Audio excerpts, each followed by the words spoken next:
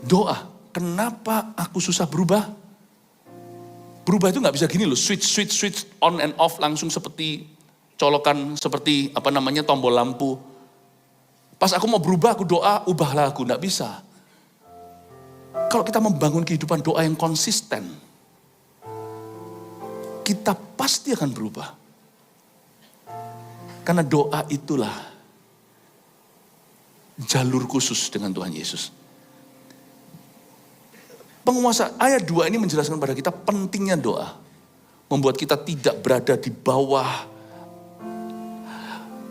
angkasa yang kotor itu. Penguasa kerajaan angkasa itu roh yang sekarang sedang bekerja di antara orang-orang durhaka.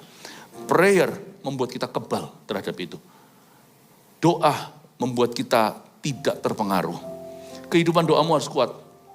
Ke gereja jangan ditawar. Seminggu sekali bukan hukum Taurat. Ke CG seminggu sekali pula itu adalah hak istimewa. Waktu kita bersama-sama berdoa seperti ini, ya, lubangnya jauh lebih besar karena kita bersama-sama datang menghampiri tahta. Itu seperti ada satu berkat korporat yang diturunkan. Tapi kau jaga hati tiap hari. Pastikan kau tidak hidup di bawah angkasa setan. Kau hidup di bawah langit-langitnya Tuhan. Itulah pentingnya doa. Jadi bagi saya doa bukan keharusan, tapi kesadaran. Kalau enggak kita kira, oh aku kalau enggak doa itu nanti aku itu urusannya sama Yesus. Banyak orang kan gini, dia doa karena dia merasa guilty. Kalau aku enggak doa nanti Tuhan marah. Bukan. Kalau enggak doa Tuhan tetap cinta sama Anda. Tapi Anda enggak mungkin survive di bawah angkasa ini. Percayalah, cepat lambat nanti tiba-tiba, oh, saya jangan sampai, saya enggak doa 3 hari dan langsung mulai basi. Enggak pernah sih saya coba, jangan sampai. Doakan supaya pastormu jangan sampai didapati tidak berdoa 3 hari. Karena akan muncul nanti Wong Fei Hong lamanya. Dari mana saya dapat kekuatan yang namanya yang namanya apa? Kekang dalam daging. Jangankan 3 hari. Jarang sih. Tapi saya akui ada saatnya di mana doa saya berkurang. Mungkin karena gini dan saya kurang hikmat untuk bisa mengaturnya. Itu aja sudah ada tanda-tanda. Menjelang siang saya mulai emosian orangnya. Kok begini ya? Orang ngomong apa langsung tersinggung kayak ada setan lewat itu mempan. Kalau biasanya gitu-gitu itu gak pas saya perhatikan. Kok bisa dagingku gak tahan ya? Saya biasanya langsung permisi, saya ngambil waktu. Bukan karena guilty tadi doanya kurang, lalu saya mau tambahkan. Bukan, karena saya perlu. Saya masuk hadirat Tuhan, saya biasanya minta sebentar di tengah-tengah semua meeting yang deras. Saya minta waktu 10-15 menit untuk tidak diganggu. Seperti seolah-olah saya kasih tulisan do not disturb di pintu kantor. Saya tutup semua gordennya, saya berdoa, Tuhan. I'm praying bukan karena kau marah kalau aku tidak berdoa. I'm praying karena kalau aku nggak doa, aku yang marah.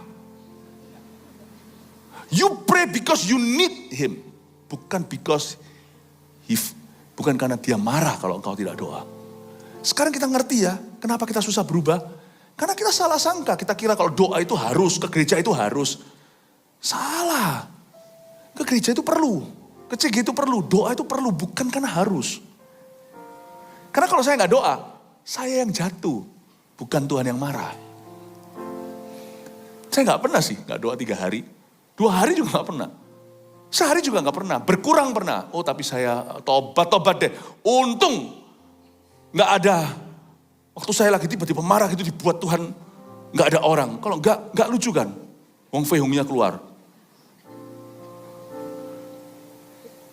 Saya tidak mau dijajah oleh setan.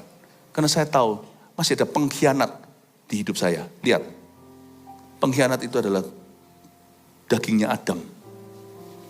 Saya itu masih hidup di dalam daging dan darah. Dan ini adalah daging yang pernah jatuh dalam dosa. Bibitnya dari atas, dari Adam dan Hawa. Saya punya pengkhianat. My flesh. Dan this flesh, hopingnya, teman sahabat karibnya, penguasa di udara. Ini cocok banget, jodoh banget.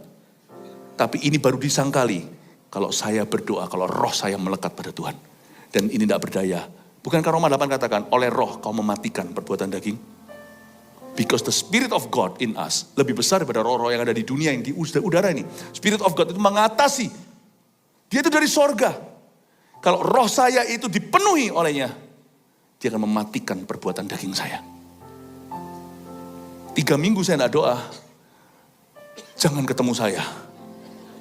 I will not be, you should not call me pastor, but call me monster. And I'm not gonna give you. Saya tidak mau, by God's grace dengan kasih karunia, saya tidak akan memberimu kesempatan itu. Sebab saya tidak memberi kesempatan pada diri saya sendiri untuk monster ini bangkit. Paham kenapa Anda selalu struggling dan jatuh? Karena Anda kurang doa.